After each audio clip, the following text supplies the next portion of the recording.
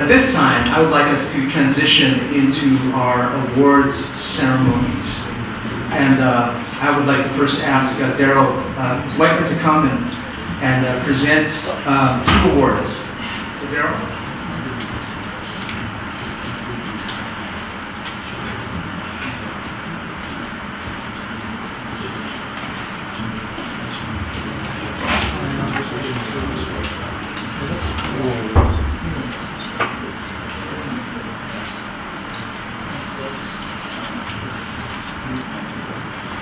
The first award we are awarding tonight is the Graduate Student Paper Award.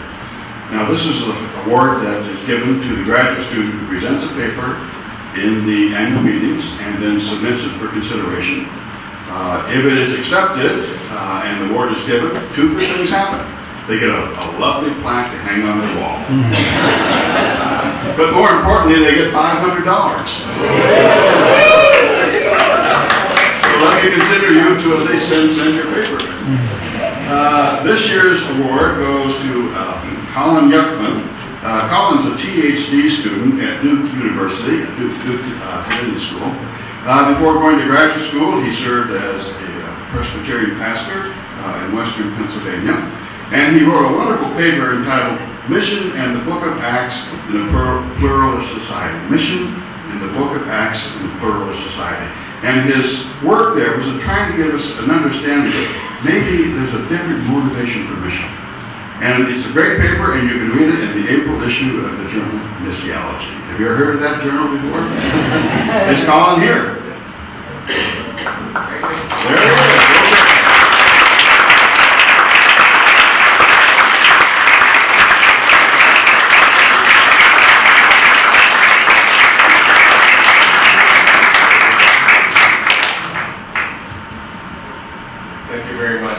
Very humbled, surprised, very grateful for this opportunity. I would say very quickly, as someone who primarily operates in kind of the New Testament biblical studies world, I also was a little discouraged because I don't think a lot of the things I was working on found a receptive audience among my New Testament colleagues.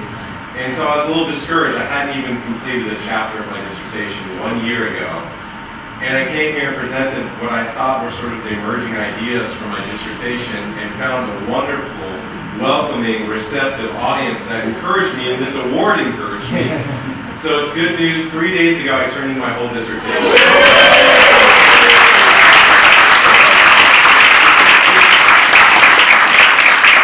Doesn't mean it was passed, I just turned it in. And also, since this is the theme, and many of you have been graduate students, with this, I am rich, for sure.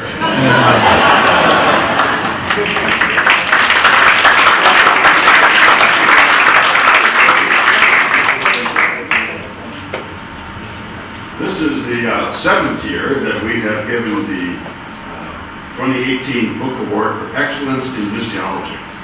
And it's a pretty big book this year. And the award is going to Brian Stanley. Brian Stanley is a professor of world Christianity at the University of Edinburgh, and this is a significant book. So let me read the award that is written on the plaque that he is holding there. 2018 Book Award for Excellence in Missiology. The American Society of Missiology honors Brian Stanley as the 7th recipient of the annual Book Award for Excellence in Missiology.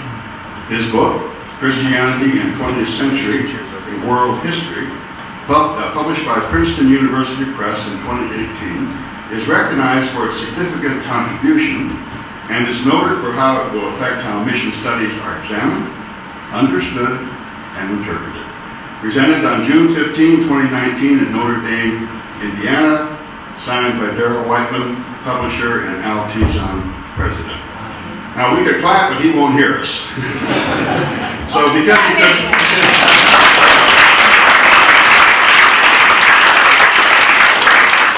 he couldn't be here, we invited him to make a short presentation of gratitude. And here it is. Well, greetings from rather cool and wet Edinburgh here at New College. I'm very sorry that I've not been able to come to your conference at Notre Dame to be with you in person, so I'm having to record this message and have it sent to you electronically. I'm holding up here the splendid park that winged its way across the Atlantic to mark the book award that you have so generously bestowed on me. It's a wonderful plaque. It'll be sitting up in my office, probably at home. So thank you so much for those responsible for producing this. To receive this award was both a total surprise to me and obviously a very humbling honour. It was a surprise for two reasons, really.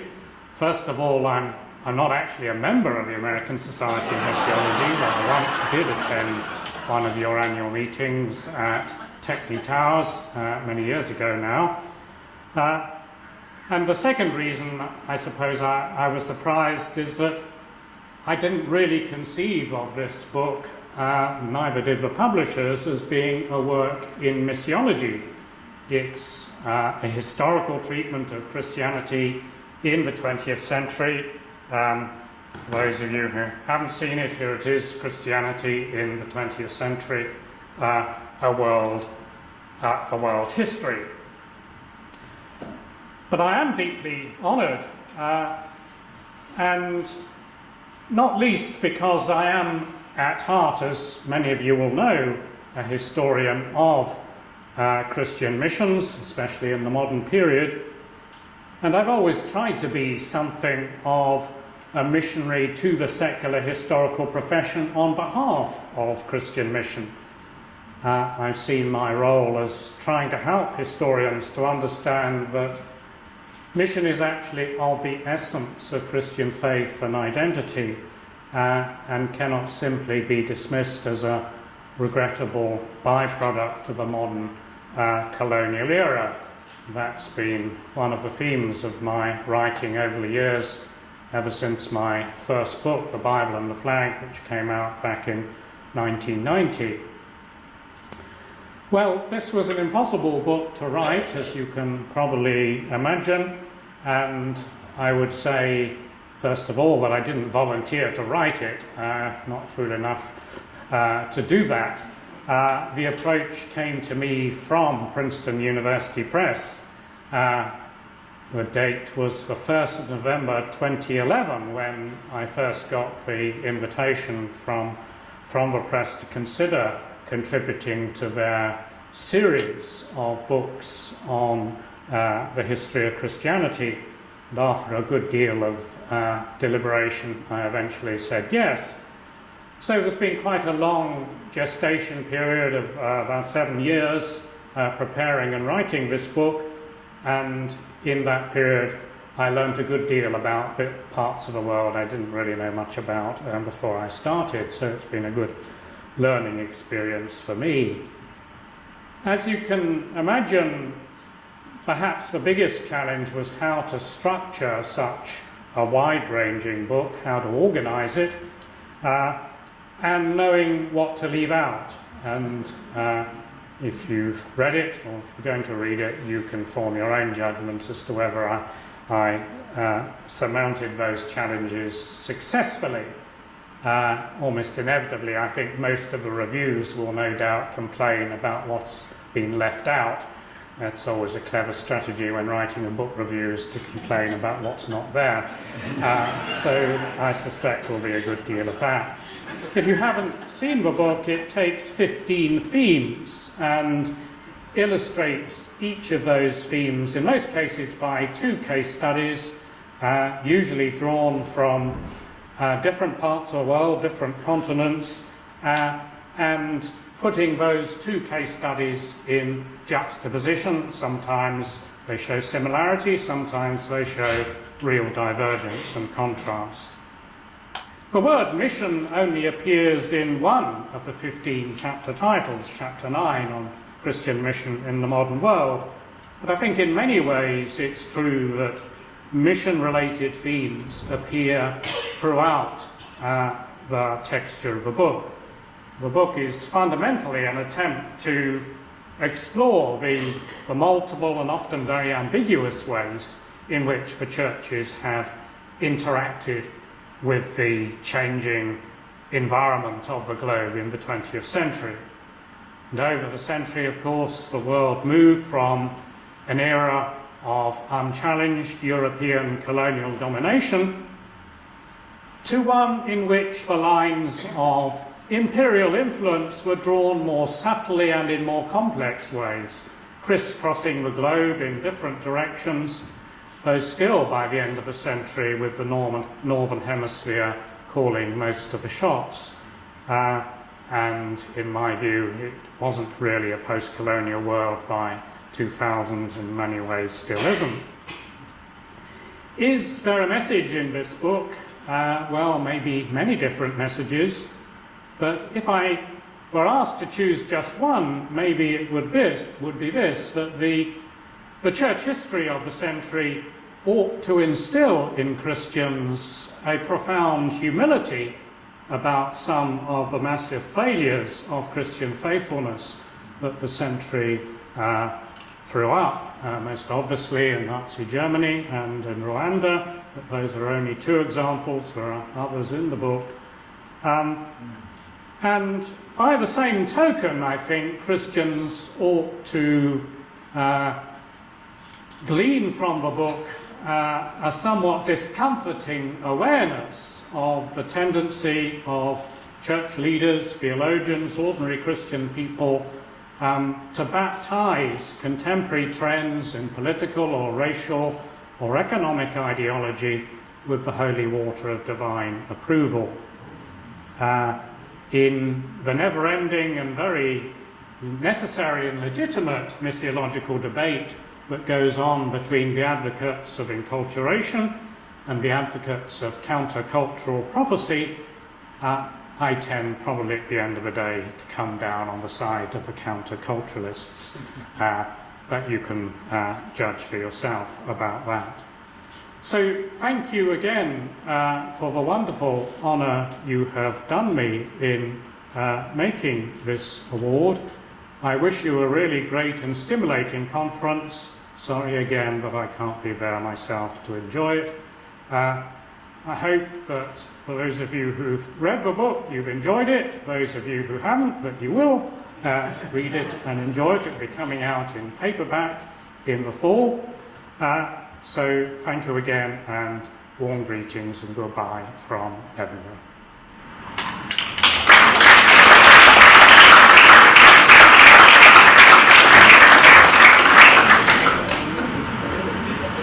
And now to present the Life Achievement Award, I ask again for my friend Ruth Olivia-Borska.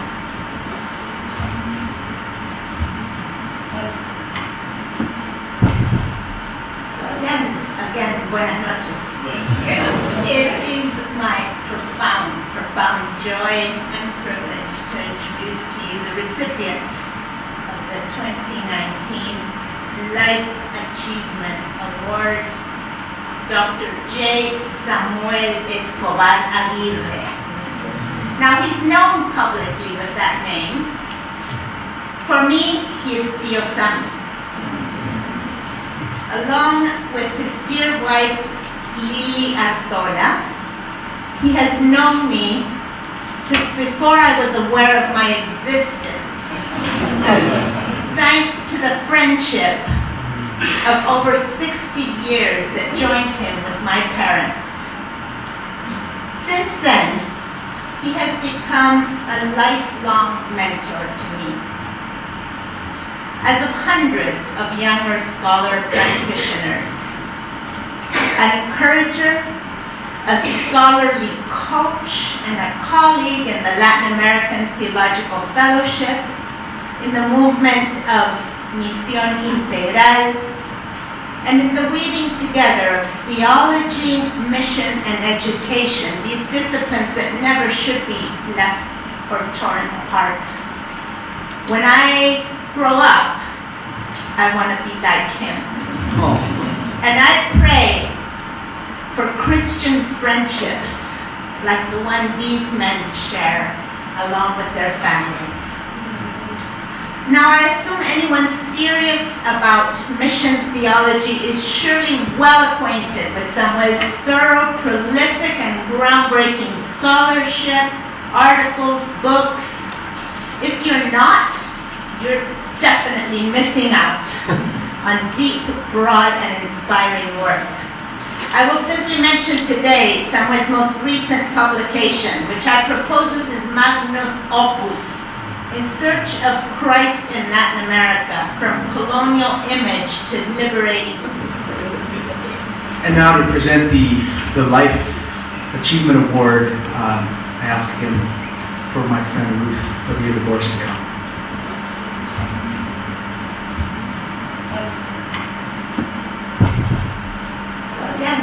Again, buenas noches. It is my profound joy and privilege to introduce to you the recipient of the 2019 Life Achievement Award, Dr. J. Samuel Escobar Aguirre. Now, he's known publicly with that name. For me, he is Tío Sam. Along with his dear wife, Lily Artola, he has known me since before I was aware of my existence, thanks to the friendship of over 60 years that joined him with my parents. Since then, he has become a lifelong mentor to me. As of hundreds of younger scholar practitioners, an encourager, a scholarly coach, and a colleague in the Latin American Theological Fellowship, in the movement of Misión Integral, and in the weaving together of theology, mission, and education, these disciplines that never should be left or torn apart.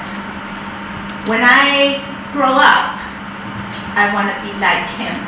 Oh. And I pray for Christian friendships like the one these men share, along with their families. Now, I assume anyone serious about mission theology is surely well acquainted with Samuel's thorough, prolific, and groundbreaking scholarship, articles, books.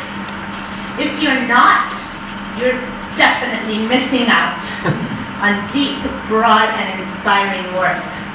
I will simply mention today Samuel's most recent publication, which I propose is his magnus opus, In Search of Christ in Latin America, From Colonial Image to Liberating Savior, first published in Spanish but recently released in English.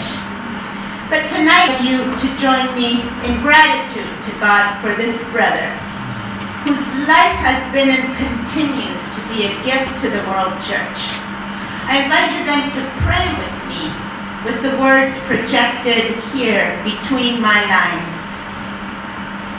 Samuel has followed Jesus from Peru, Argentina, and Brazil to Canada, the US, and Spain. We thank you, God, for his committed pastoral work among students and in churches. Samuel has ministered in revolutionary contexts as well as in the halls of academia. We thank you, God, for his disciple scholarship and his creative teaching through the word and deed. Samuel has served as a bridge, interpreting and mediating between people from different worlds. We thank you, God, for the deep friendships he has nourished and inspired. Samuel has celebrated and engaged respectfully with diverse Christian traditions, cultural expressions, literary figures. We thank you, God, for the generous spirit he has modeled and promoted. A radical evangelical, Samuel is uncompromising in his love for God, in his commitment to making known the good news of God's good reign of love and justice from everywhere to everywhere. Community of love, we thank you for Samuel, and bless him in the name of the Father, the Son, and the Holy Spirit. Amen.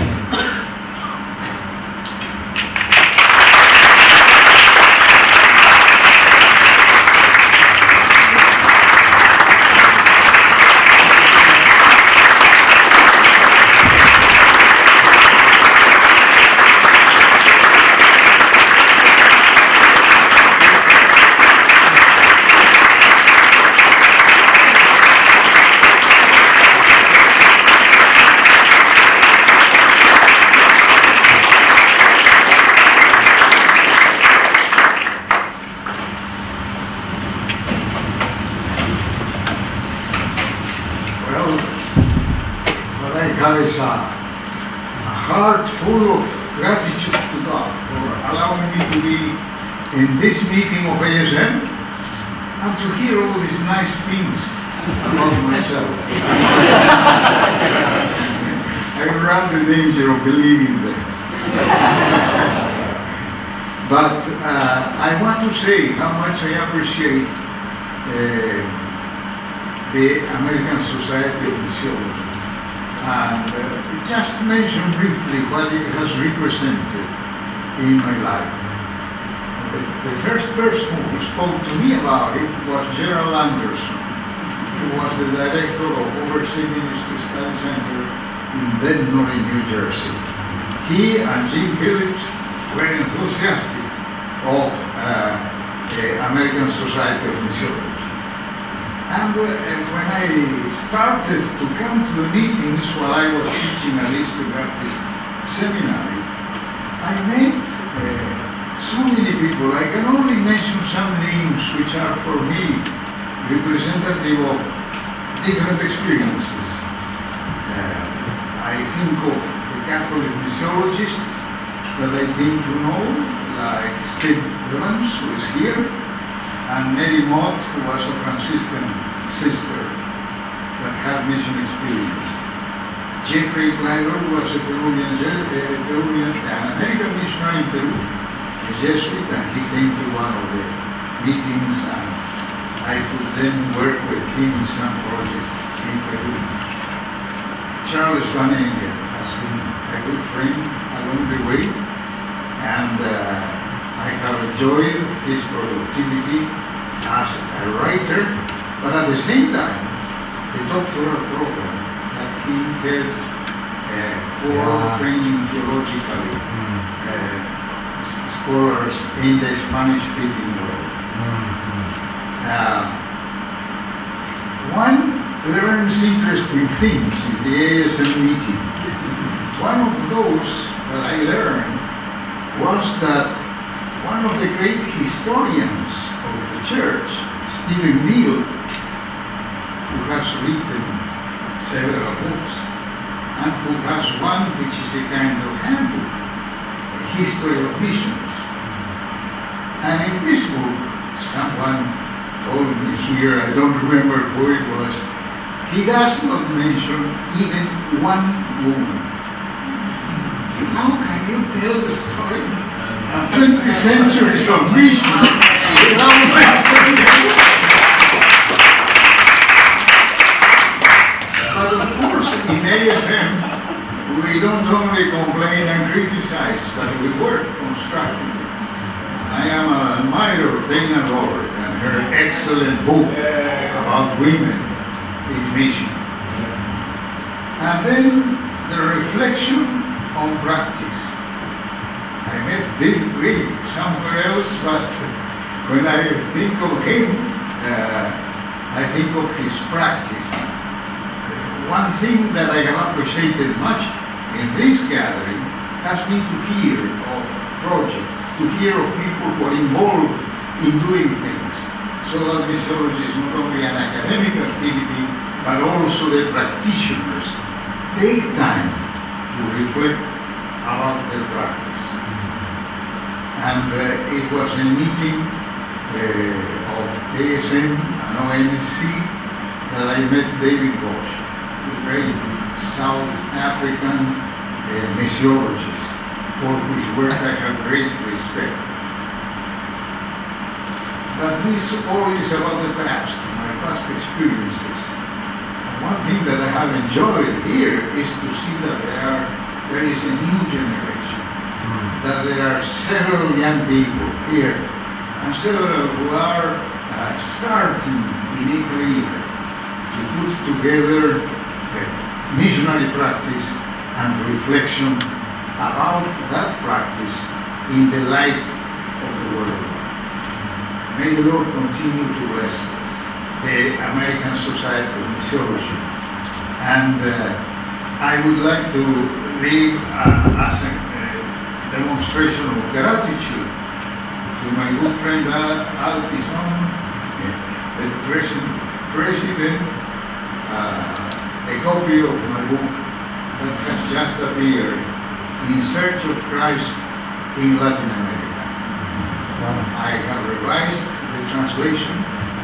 It has been an interesting exercise that has taken longer than what I expected to revise something that I wrote, published in 2012, and revise it and try to work at it. And some of the wealth that I think I have tried to share in this book about Jesus Christ in Latin America is things that I learned and I heard and I discussed at the American Society of Missiology meetings. So may the Lord continue to bless ASM. Mr. President.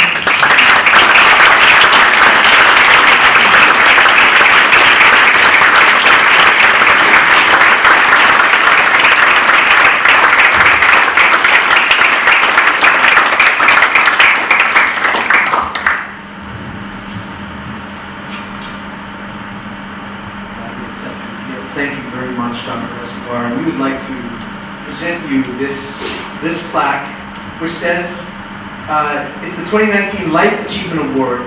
The American Society of Missiology presents this award to Dr. J. Samuel Escobar Aguirre, Professor Emeritus, Palmer Theological Seminary, and Profesor of the Seminario Teológico de la Unión Evangélica Bautista Española, Madrid. For his contribution to God's reign and God's justice through scholarship, teaching, mentoring, and modeling of integral mission in Latin America and around the world. Signed, Alan L. Effa, Secretary, and Al Tizon, President.